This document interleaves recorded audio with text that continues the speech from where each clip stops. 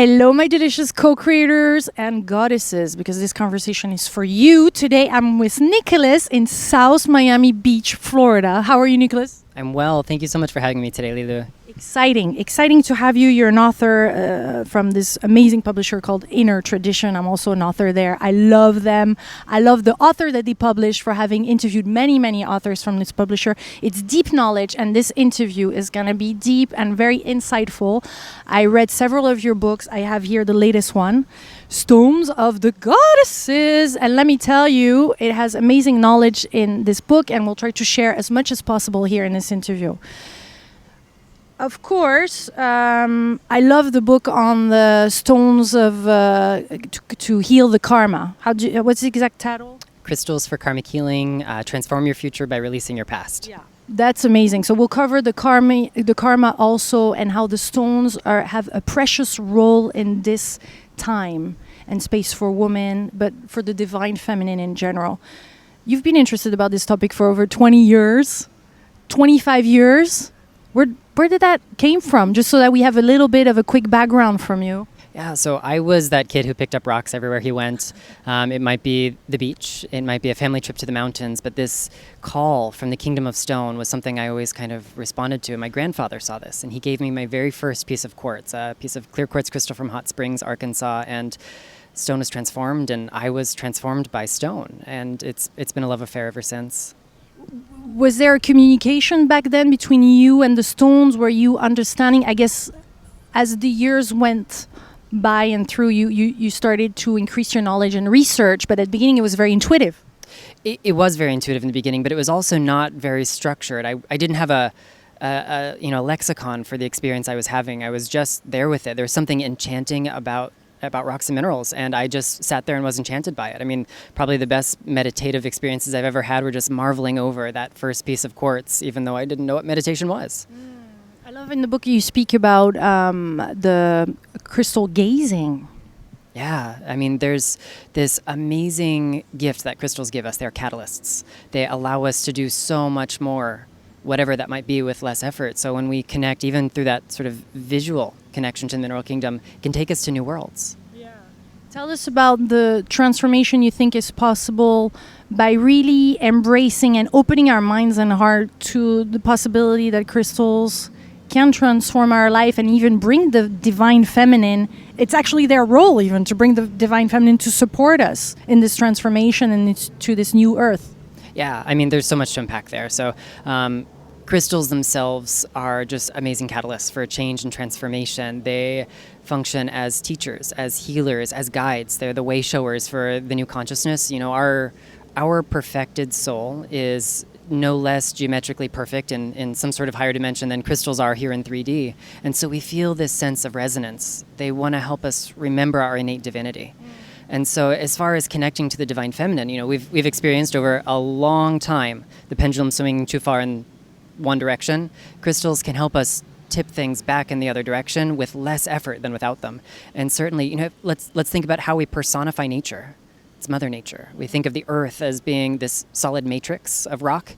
Matrix comes from Latin, it means womb. We think of stone as part and parcel of the body of Mother Earth, even if it's not always something we're consciously aware of. So stones are inherently cells in the body of the great goddess. You say stones, but you talk in the book of minerals and gemstones and fossils, and what's the difference in crystals? What's the difference? Do they hold all the same?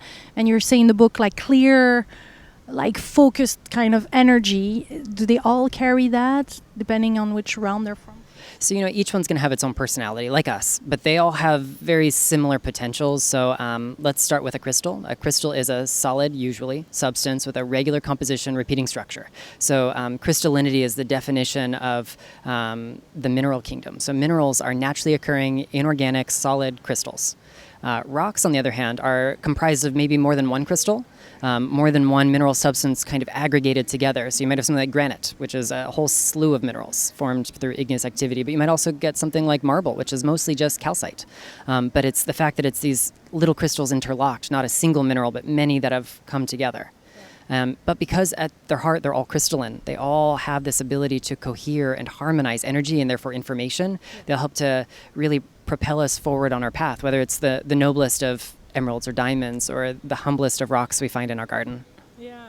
And fossils? So yeah, a fossil is produced when something geological replaces something biological. So it's in a sense an echo of the past. It retains the outer shape of whatever it used to be, whether that's a shell or a piece of wood or a bone. But now it has kind of transcended in a way. It's a shapeshifter. It's gone from a once living thing to a now geological thing. And in that process, it has been made eternal. So you're saying whether it's a stone, a mineral, crystal is good to know, and this is why you guide us through which stone to use depending on what we want to release, even karma. Yeah, when we know things like composition, structure, formation process, it gives us clues to how and why crystals work. Their energy is principally determined by those things. We like to think of color as being very important, and it is to us. But to a being like a mineral, they don't see color like we do. They don't think of color in a psychological way like we do. So color is maybe the least important thing in determining what a crystal offers to us. So when we look at the ingredients, how they come together, and what processes brought them together, we really get an idea of what crystals can do. So like some of our greatest karmic healing stones are rich in lead, for example.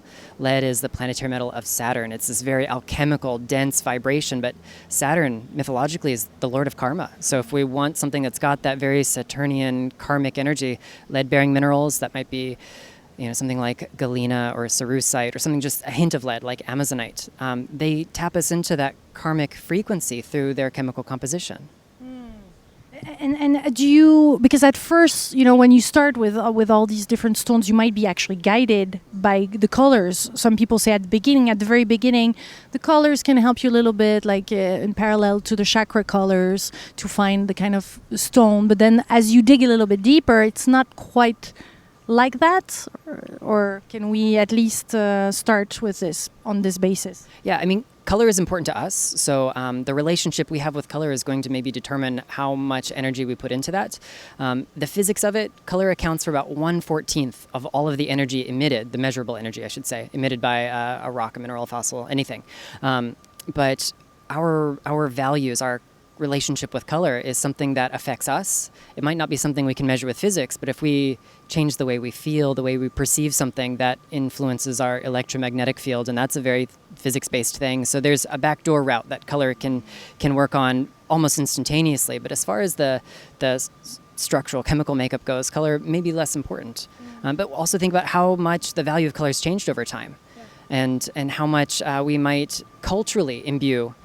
Red might mean one thing here and something else in another part of the world and another time in history. So crystals are wonderful because they hold a very constant frequency, but how we interpret that, how it affects us, is of course subject to the baggage we carry. Yeah, and I remember interviewing Jacob Lieberman on the light and on the coloring over in Hawaii, and how he said sometimes a color we might feel repelled by this color, but it's actually that stone or that color that would actually provide us the greatest healing. Like amethyst hasn't been my best friend, but reading your book, I found out why. Yeah, I love to tell this to my students. We are innately more likely to work with the stones that make us feel good, the ones that feel like they're going to be our best friend. Those tend to have energies or represent patterns that we've already mastered or at some point in our journey. Maybe not this time around the sun, maybe it's a previous life, maybe it's a future life, but it's something familiar to the soul. It's the ones that make us feel really uncomfortable, though, that are our greatest teachers, because they represent the lessons we have yet to master. So that's where the magic is. Yeah. What was the stone for you that kind of revealed or was like a big opener? Spiritual opener, a mystical opener? I can certainly credit that first piece of clear quartz as starting the journey, but I think probably the very first unusual experience I ever had was 6-7 years later when I had my very first Lemurian seed crystal. They were brand new on the market. The name had just been coined by Katrina Raphael, and that was the first time I had a conversation with a stone in words, in my mind, in my heart, in my soul, and sitting down to have this connection really proved to me that it wasn't just folklore, it wasn't just the placebo effect. There was a mystical component that we might not be able to measure, but is no less real. What made that possible? Because it's very interesting. We talk about automatic writing and some kind of accessing our wisdom in many different ways. Here you're saying this was not coming from you, it was coming from the crystal. How do you know? What was the difference? What was it like? What was the frequency? What was the connection? Yeah, so this can be You love that. I guess this is like, yummy. Yeah, so this kind of leads me into a topic I love to talk about, the idea of perception versus projection. So crystals are transmitters, they're recorders, they're translators. They're also lenses and prisms. So they have the ability to direct the focus and reflect things back to us. So when we have these sort of mystical experiences, it takes a lot of discernment to know, is this the crystal reflecting something internal back to me so I can see it? Or is it transmitting something from outside of myself so I can have that authentic experience? The only way we know is practice. So I can tell you there was, in that moment, it was no energy I'd ever experienced from within, from without. It was brand new to me, and I knew it was the consciousness of the stone making contact because it didn't meet the pattern of reflecting back to me that I was already familiar with. So then you started experiencing different stones and they gave you different messages. Were you actually surprised compared to material that was already out there? Sometimes. I think we have to remember that fundamentally we are all the same, and yet we have distinct personalities. So when we read about lapis lazuli or emerald in one book versus another book, there's going to be some overlap, but those two different authors are two different people interacting with two different stones, even of the same species. They've got unique relationships going on there. So much of my work has been, at least my research, especially in the early days, was comparing, contrasting. So-and-so says this. So-and-so who lived a century earlier said this. This person who used a different mineral of the same composition has something remarkably similar to say. So where are the parallels? What is the overarching sort of truth, and where is it subject to personal relationship? And because they all have a message, right? They all have a way to heal us. Does it come down to healing? For all of them? I think at the end of the day, every crystal catalyzes something for us that may be beneficial for someone's healing. There might be a message in one stone that doesn't apply to your journey. Maybe that's something you've already taken care of, or something that's just not relevant. But I think every member of the mineral kingdom does have the ability to heal. So it's a matter of tuning in and finding without getting too prescriptive about it. It's very easy to read a book and say, oh man, every stone in this book covers something I need in my life, so how do I choose the right one? And that is where we have to have relationship with our stones. We can't just expect one crystal to be the magic bullet. We can't tuck it in our pocket and never think about it again. We have to do the work. They make the work easier, but we have to show up for it nonetheless. You're saying kingdom. Is there ranking levels, different levels of consciousness, of frequencies? Are there masters in there, or guides, or are we talking more Lemurian type of energy? What is it? I like to use the term mineral kingdom because it kind of includes everything that's more or less stone related. And it compares and contrasts with like the human kingdom, the plant kingdom, the animal kingdom, and it represents that collectively there is some shared experience there. Like all of us that are members of the human kingdom have some level of familiarity with the human condition, but we still have our own distinct lives and journeys that will go on, and it's the same for rocks and minerals. Although they collectively relate to some patterns, each one still has its individual mission. Yeah. Do they have karma? Generally not on their own. My belief, my experience has been that their only free will decision, the only karmic pattern they generate is to be present. Everything after that is an act of service. Whether it's the, minerals that break down to provide nutrients in the soil to feed trees and plants, that's an act of service. Whether they become gemstones and jewelry and, add not only healing value but beauty to our lives, whether it's the stones we use to build buildings, they are serving us and everything else on the planet. So that act of service creates, good karma or merit or right action, however we want to phrase that depending on our spiritual orientation. They don't really generate negative karma of their own. I think because there's such profound recorders, we might occasionally experience something that remembers something karmic, not of its own volition, but, think of the diamond trade. There's a lot of negative karma around that. So there are a lot of diamonds you might find that have this sort of oppressive energy to them, but it's not of their own doing, it's our relationship with them. Karma is sometimes seen as negative, but it's not always. Some people have good karma in certain domains of their life. You're talking of karma in your other book, but you're talking about it here too, because it's an important part of our healing, I guess, liberating our past. We don't have to believe in reincarnation to talk about karma, right? Oh, absolutely. I mean, karma is nothing more than the law of cause and effect. If I knock a glass off the table, there's the cause. The effect is the glass strikes the floor and shatters. There's no value judgment there. The universe doesn't say that was a good action or a bad action. It's just, a action B follows action A, and that's all karma is. It's almost like the GPA or the credit report of your soul's progress. So whether we believe in many trips on Earth or a single lifetime, we're still subject to cause and effect. So potentially, for those of us that believe in reincarnation, we could have been minerals or part of the minerals kingdom at another point in our life. Yeah, Lives. there might even be two different ways of looking at this. There are a lot of indigenous cultures that believe that quartz is an embodiment of, manifestation of, or even the realm of the gods or the ancestral spirits. So after we complete many, many lives, then we get the opportunity to come back as the mineral kingdom. But maybe the more Western view was that because that is the densest and least biological of all the kingdoms, that's where we start and we grow from there. And there's a few theories in like evolutionary biology that support the idea that clays were the prototypes for the nucleotide bases that eventually became DNA that started life. So we might literally, in some sense, be descended from rocks and minerals. So there's What's your personal belief? I think that it doesn't have to be A or B. I think we might choose to come back as a beautiful crystal at some point. We might also have started out, life on the planet Earth as incarnate beings, not just beings of light, but coming into physical form through the mineral kingdom to seed the way for other forms of consciousness. So you talk about in your book on the correlation between this junk DNA, which is not really junk DNA, obviously, but tell us, and karma. Yeah, so the junk DNA is the part of the DNA that biologically doesn't seem to code for anything in particular, nothing that scientists can view as constructive.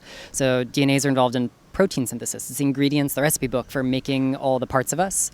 So during DNA replication, this isn't used for making new cells. It's just there.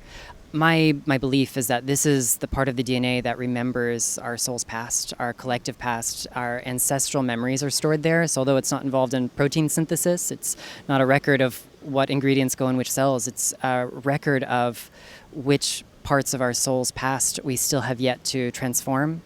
Maybe the shared trauma we've got in previous generations, the ancestral memories that are our birthright. And so in karmic healing, that's something that's very deep and primal and below the conscious level of awareness. I was under the impression that there was Akashic records that were actually outside of us, which would store all that information. So you're saying it's within and outside. Definitely. I mean, why not both places? It kind of reminds me of the myth about when the gods created the humans and they wanted to play a trick on us and tell us that somewhere in the universe there was truth. And we just had to look for it. So we looked high, we looked low, we looked in the valleys, the mountains, the forests, the stars, but they hid it inside us. And that's where it is. So I think maybe it's a little bit of a redundant system on purpose. Sure, if we're skilled enough, we can go to the Akashic records, but it's also in every cell of us. So if we can learn how to go within, we can find those memories there too. You say several times, so above as below. Yes, this is the principle by which everything in the universe was made. We have the idea that in the Hermetic teachings, we've got the first principle is the one of mentalism, all is mind and the mind is all. So we're all part and parcel of the divine mind, what I like to call the divine heart mind, because I don't think heart and brain are all that separate. But then the very next extension is as above, so below, as below, so above, as the universe, so the soul. We can't touch one piece of a system without influencing all the other pieces, so they resonate with one another. Yeah, so it's incredible. So once you start digging in this mineral kingdom thing, it's like endless, right?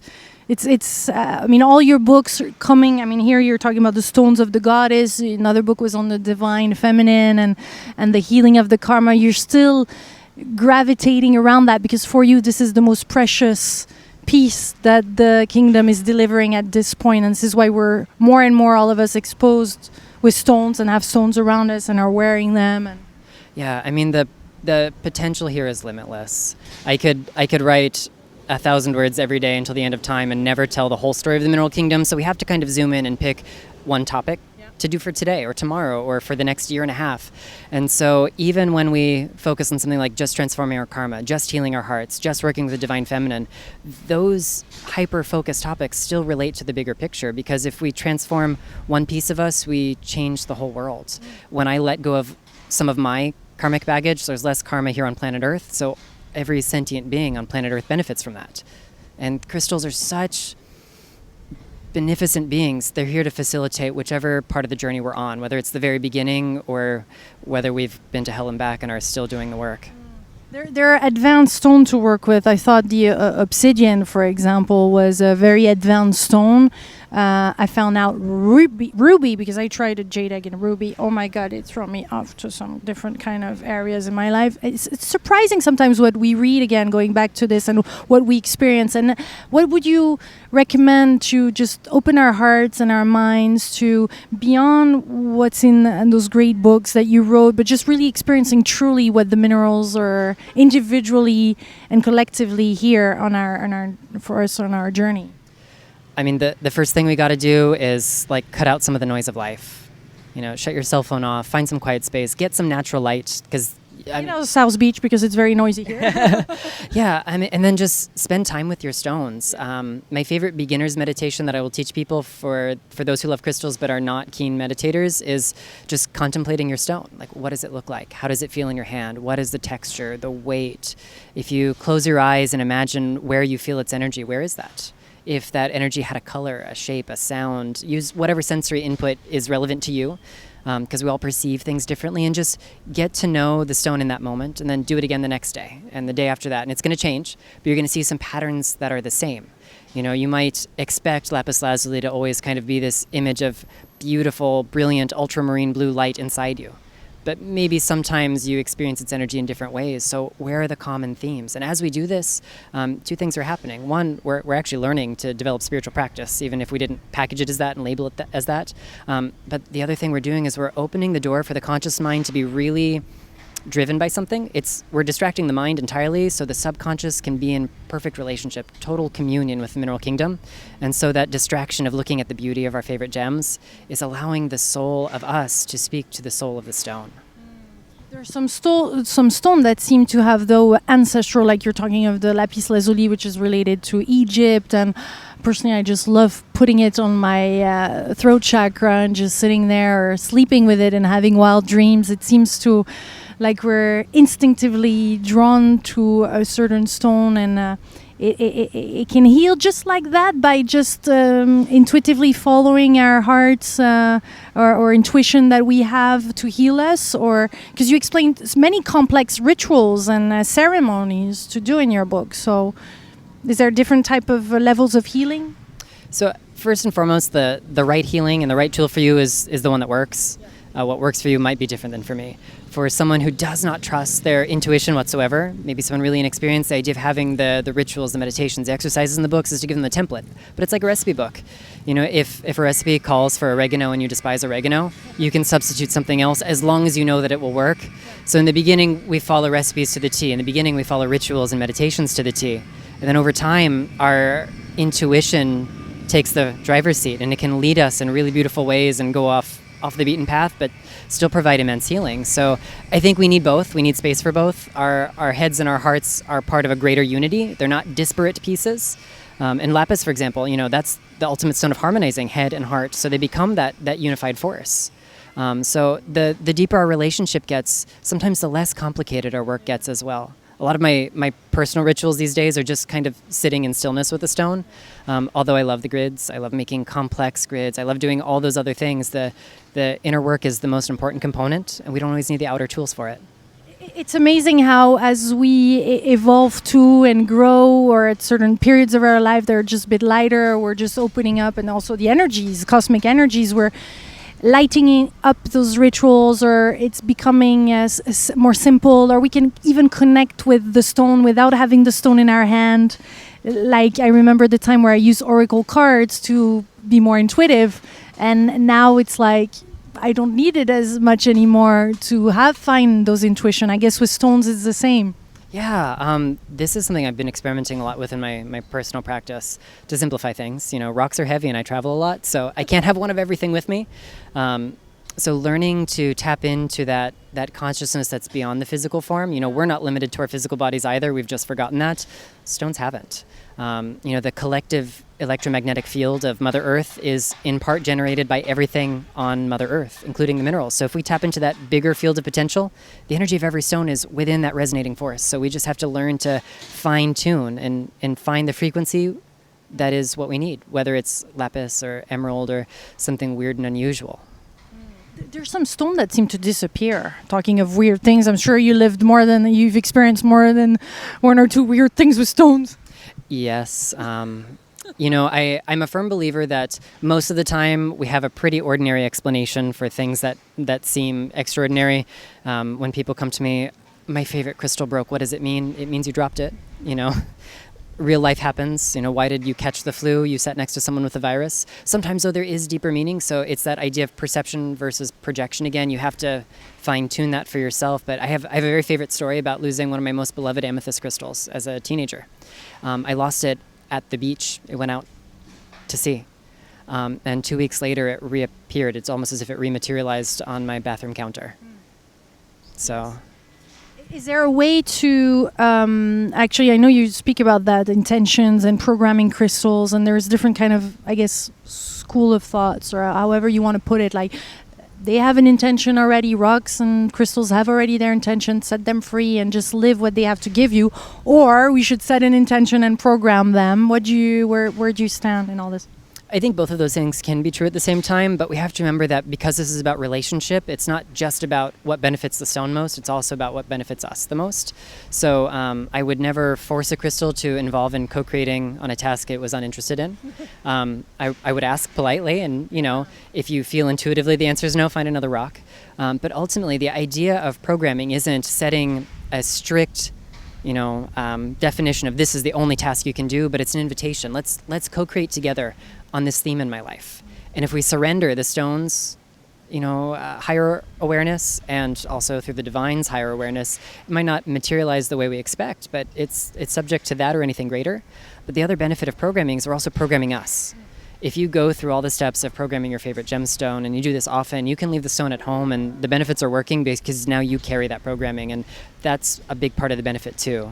There's a psychology to it all, and that's important to remember because we have psyches. We have to work with that piece of us. Because you offer many tools in this spiritual stone toolbox, if I could say that. You speak about elixirs, stone elixirs. Can you tell us more about that, and how is it actually more efficient than other type of rituals or ways of using stones?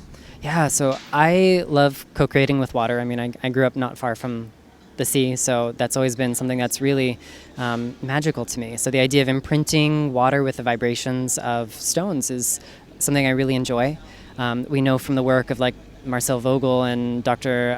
Emoto Masaru that water has this profound memory. Itself, it is a liquid crystal mesophase. So it exists in between the state of liquidity and crystallinity, in its idealized form at least.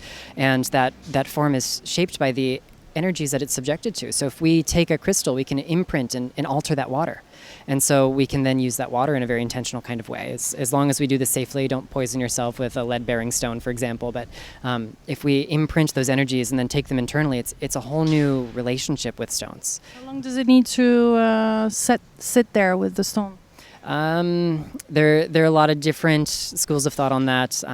Sometimes you can make a really lightly imprinted essence in a matter of minutes. Some people will do this for hours. I've seen elixir recipes that take a full lunar cycle to do. So I think it kind of depends on the purpose. How intensely programmed do we need that water to be? And also, what is the nature of the stone? Is it something that is really intense and we might not want a really deeply powerful elixir in the beginning? So you can actually increase the infusion time to reflect that. If you need a more potent elixir, you can do that. We can't really go wrong, can we?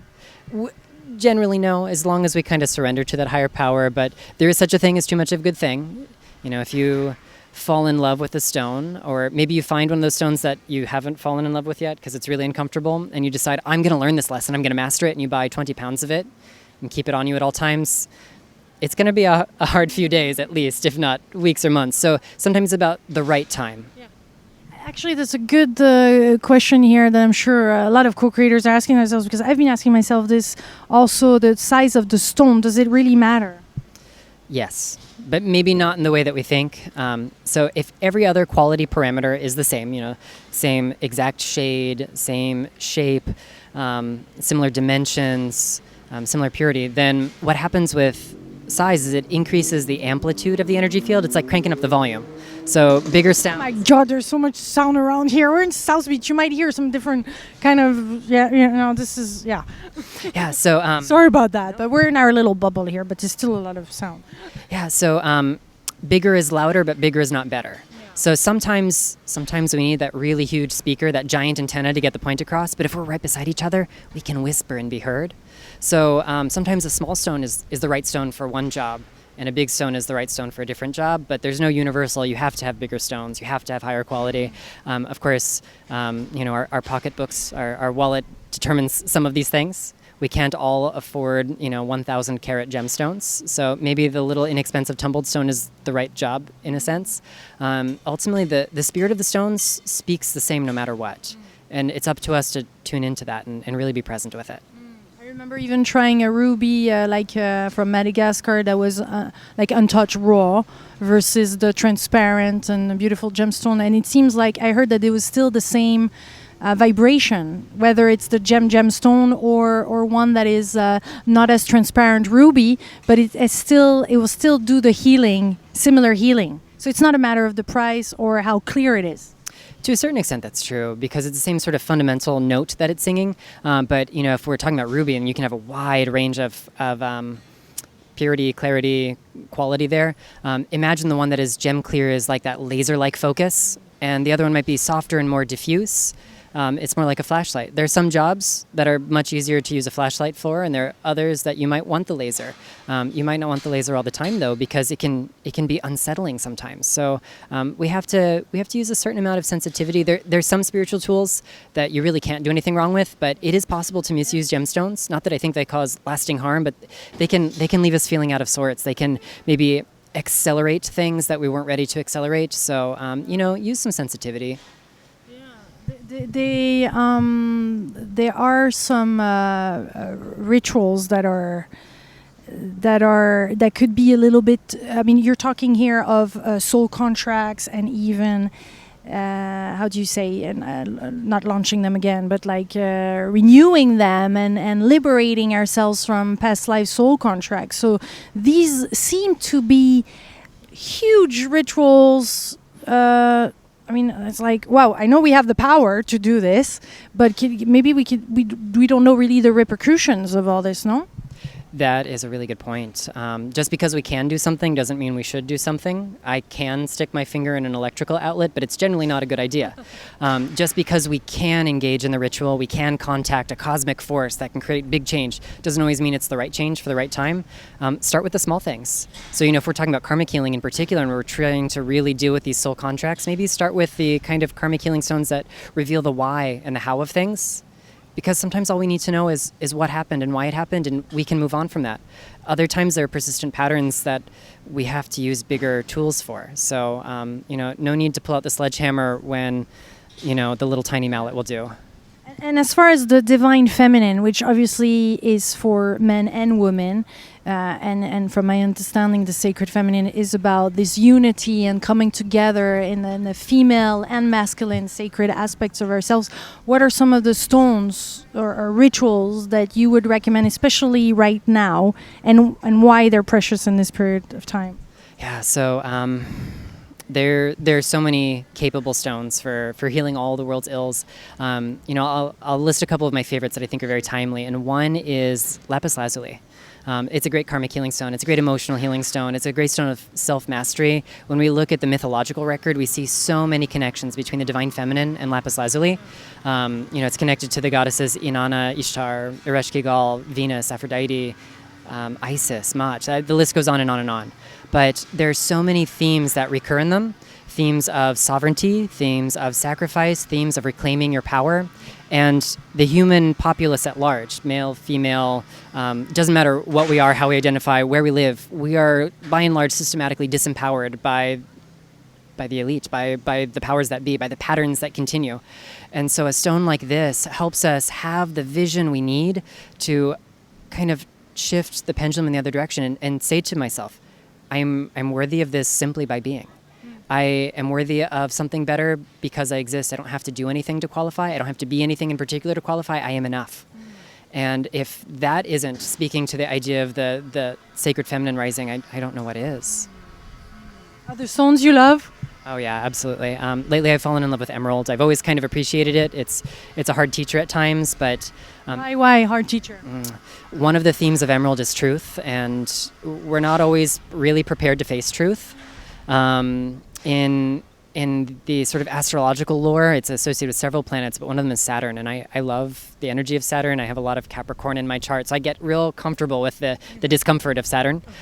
Saturn is the big cycles. He's the lord of karma itself, so those are very severe things. So emerald has this sort of severity to it, but it teaches us that if we're willing to be present with those uncomfortable bits, we find beauty, we find light, we find something redeeming. It is the stone that exalts the heart chakra. We talk about stones as if they open or align or somehow fix things, but if we think about what emerald does, it's not just correcting a tiny imbalance. It reminds us of the primacy of the heart. In gem therapy, we talk about it as the bearer of the green ray, which is the ray of recognizing that everything in the material realm is a direct manifestation of the spiritual realm. And tell us about the 7 rays. Yeah. Oh, there's so many interpretations, and I'm definitely no expert. In gem therapy, we use a very different kind of format called the color rays. But you'll find the theosophical approach, which has different colors and different orders and different numbers, but they represent these sort of cosmic forces out of which everything in the universe is woven. And whichever system we're using, it kind of takes us to the same end result, but some of them are a little simpler. So I love the color rays that we use in gem therapy, especially because they're paired with discrete gemstones. So, the carrier of the green ray is always emerald and not just any green stone like we might rationalize with other systems. But, that green ray energy is the way outside of the trap of materialism. And so much of the world's ills today are this consumerist, material, capitalist kind of mindset where we want more, we want better, we want it faster, we want it now, we want to make it cheaper, and we want to sell it for more. And if we recognize that every one of these beautiful natural resources is a gift from spirit, our bodies included, we start to treat them a little bit more respectfully. If we think of the planet not as this lifeless, pile of things to exploit, but as a body of the Great Mother with a soul of her own, we want to, I hope, treat her respectfully, like we would treat one another with respect. And so emerald becomes this profound doorway. I must ask you then, how do you deal with all those stones that are extracted from Mother Earth, and how much are circulating and sold, and access to some certain people and some budgets? How do you, and blood diamonds and all of this, how are you with that? How are they? How does the mineral kingdom deal with that? Let's start with that last piece first. We have to remember that the mineral kingdom is not conscious in the same way we are. They don't have egos. They don't have hurt feelings.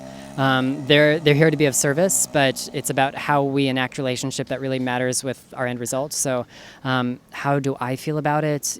I've lost sleep over the idea of blood diamonds and the way we extract gemstones. But if you think for one moment that by targeting the crystal healing industry, we can fix all the mining problems of the world, we're being naive. The cell phones we use to write these social media posts about how terrible we're treating the earth have minerals in them, cobalt, for example, that are extracted in far more inhumane ways. So we have to take a step back and look at the bigger picture. We can't just target one aspect of this. We have to look at how we treat Mother Earth as a whole and how we treat all the denizens of it, human, animal, plant, mineral, and alike. We have to do better. So my hope is that by having these kinds of conversations, and there are more and more of them happening, talking about ethical sourcing, ethical mining, we will do better. But not involving children. Yeah, it's hard sometimes to know where exactly the stone came from and how it was extracted and then prepared. For sure. Most of the time we walk into a metaphysical store, any store, and we see tumbled stones. We don't know the exact journey those stones have taken. They've probably circled the globe more than once to get to that location. Mined in one place, sold somewhere else, tumbled in another country, brought back to big shows, and then finally they end up in our shops. So we can't know the whole story of their journey. So we have to content ourselves to trusting spirit to get the right stones in our hands, and we have to start asking the right questions. If we start asking crystal stores, where do these stones come from? They start asking their vendors, how did you get this stone? Their vendors start making better decisions, and so on and so forth. I mean, ethically sourced crystals are out there. You pay for them with a premium, though, because when you value a human's life, a human's labor, you pay them fairly, and therefore the products of their labor cost more. So that's there's so many factors to I this. feel it's about trusting as well, the same way that you would trust, a person. And we have to follow our heart in these decisions. Well, we just changed a little bit position because it was getting really hot out there. It still is, but we need some shade. Talking of all those crystals, movements around the planet, etc., and it's going from one hand to the next. I was going to ask you about the purifying ourselves, the crystal clearing. Yeah, some people say again, we don't need to because they have this power within them. Others say it's important to sage them, to place them under the sun or the moon. Or what's your point of view? Yeah, so I think if we look at the way crystal lattices, their structures interact with energy fields, one of the things that they're very good at doing is remembering. They're recorders. All things that have crystal components have memory. So if you're worried about where your stone has come from, or maybe it didn't come to you under the best circumstances, or you're just wearing your favorite stone, had a really bad day, they remember those energy fields. So by cleansing and clearing, it's like wiping off the chalkboard so we can write new data there. It's not about good or bad. At the end of the day, crystals don't have that judgment. Energy doesn't have a judgment. It's, does the energy field imprinted on the stone support the goal I'm working on right here, right now? If not, cleanse it and work with the energies that do. So I'm a big proponent of cleansing. We wash our hands frequently. We wash our clothes frequently. We should cleanse our crystals frequently. And there's so many ways to do it. Water is one of them. Water is one of them, but it's not safe for every stone. I once had a friend who showed me before and after pictures of what she thought was a really beloved piece of rose quartz. Turns out that it was pink halite, like Himalayan salt, and it dissolved in water. So halite is not one of those stones we should cleanse with water. So we have to know a little bit about crystal science, crystal chemistry. You'll find a few pointers in some of my books, like what to avoid and what not to, but there's so many methods that are universal. Sound is mechanical force. It is energy in motion, and it interacts in a mechanical way with crystal lattices. So it produces very regular, rigid, predictable effects. So sound is great. If something's too delicate to make a sound in you're not using it in your crystal healing practice anyway, right?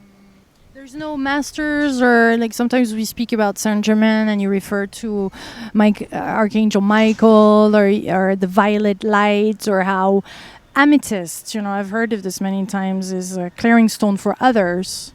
So there's what can we call something? Yeah, so we can definitely invoke a higher power to make that happen, but the effect will be as good as the clarity of our personal vessel. So, if you're having a really bad day in the office and you take a step aside to cleanse your favorite crystal, are you in the right frame of mind to do this through a faith-based method like that? Or do we want to rely on physics, which doesn't require our state of mind to be perfect? Both will take us to the end result that is the same, as long as we have that clear focus. So I love to teach a little bit of column A, a little bit of column B, the faith-based versus the physics-based cleansing methods. I was inspired by one of my teachers to kind of group them that way, and I've continued ever since. But at the end of the day, I think as long as we're showing up and building right relationship, the method we use, as long as it's not physically damaging our crystals, is going to work. Yeah. Talking of going back to the clearing this whole space and healing of some traumas, female traumas, or some things in the lineage, or some things in past lives, which crystal there works the best? Oh, so many.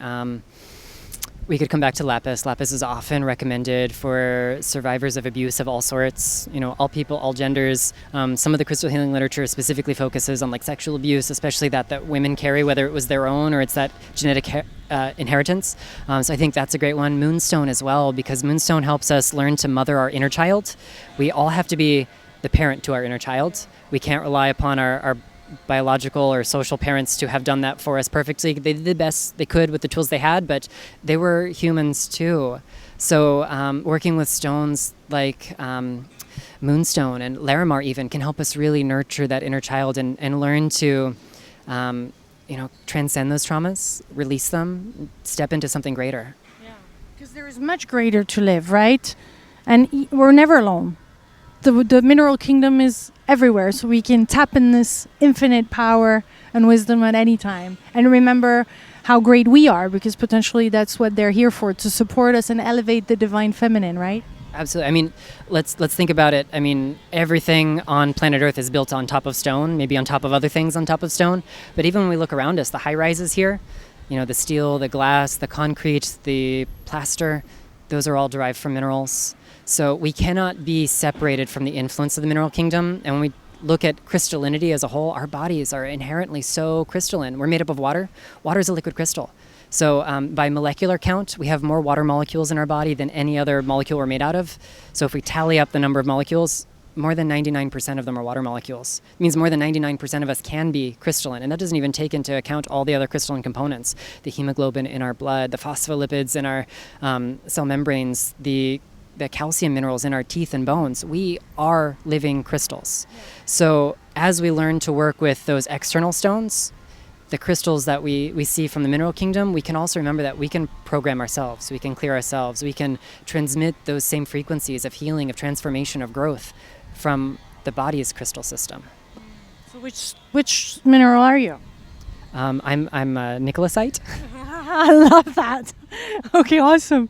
No, but because we could see ourselves as a particular, I guess, crystal at a certain. I love the citron, for example, and I like that connection. I can't say I think of myself as a citron, but if I connect to that, it's like to that spirit or to that force or to that frequency, it completes me. I totally agree with that sentiment. I think different periods in my life, I've kind of been drawn to different stones. So like I have a short list of favorites. The top spot rarely gets superseded by others, but I think for this season of my life, rhodonite is the crystal frequency that I want to be more like. That transcendent emotional stability that it has, no matter what is happening in the world around you. This is a stone that brings the breath back to the body after trauma. One of my friends in gem therapy shared this with me. But it's something that really refines us. It gives us a sense of emotional transformation and mastery. It draws out from within our innate gifts and talents so we can use them in a way that heals not only our personal sphere, but contributes to the planetary healing. And I think part of that is remembering that we are threads in a bigger tapestry, and rhodonite allows us to use our thread more masterfully in relationship with those around us. Amazing. I have many, many more questions for you, but I think this is it for today, and I'll be happy to connect with you again and do some more interviews, and because this is so wide, and there is all the rituals, of course, and the different ceremonies and how to place those crystals and the sacred geometry of it, and it's just so wild. Is there anything else you want to say to end this conversation? I know you teach all around the world, and you teach Reiki as well, and you've been doing this since high school, so we can find a lot more information on your website and in your book, and your latest one is Stones of the Goddess that I highly recommend, and please pass on this video because this is the kind of information that needs to be shared and go all around the world. Is there anything else you would like to add to this conversation we had, or some information that would be useful to share at this time? Yeah, so first and foremost, thank you, and thank you to all of our watchers and listeners. My goal here is to be of service. I like to think of myself as one of many mouthpieces for the mineral kingdom, so I'm just here to help. I want to be able to share these teachings to help transform. So whether that's through the books, whether it's through conversations like this, or in workshops where I travel and teach, you'll be able to find plenty more information online. My Facebook page is The Luminous Pearl. You can also find me on Instagram as The Luminous Pearl. There's a theme here. My website is also theluminouspearl.com, which is a reference to a Chinese myth about a gem that glows in the dark, that reveals our light amidst the darkness. So if there's any way I can serve, I'm happy to. I do have a new book coming out as well early next year called Crystal Basics. It's got a complete working guide, everything you wanted to know, and hopefully more, about working with the mineral kingdom, plus a directory of 200 stones to use in your healing practice. Very cool. Thank you for being so focused on this. I love it. It's really, it's great to meet an expert. Like, it reminds me of Sonia Choquette, that I love, that's been working on 30 books on intuition. And I love that when you're such a bright light, and living your life mission is really inspiring us to go in deeper, more profound ways in our own mission on Earth, which I believe is for all of us to open our hearts and lighten our karma, to fully be in the present moment and be able to embrace what's going on in our lives. Thank you so much for this delicious interview, and I look forward doing another interview with you, whether it's over Skype or anywhere around the world, since I'm not living here in the US anymore, but it was a pleasure to meet you. Thank you so much, Nicholas. Thank you so much, Lilou, and thank you to everyone watching. Yeah, thank you to all of you, Delicious Co-Creators. Please share this video if you have enjoyed it. Sending you much, much love from beautiful Florida. Bye-bye.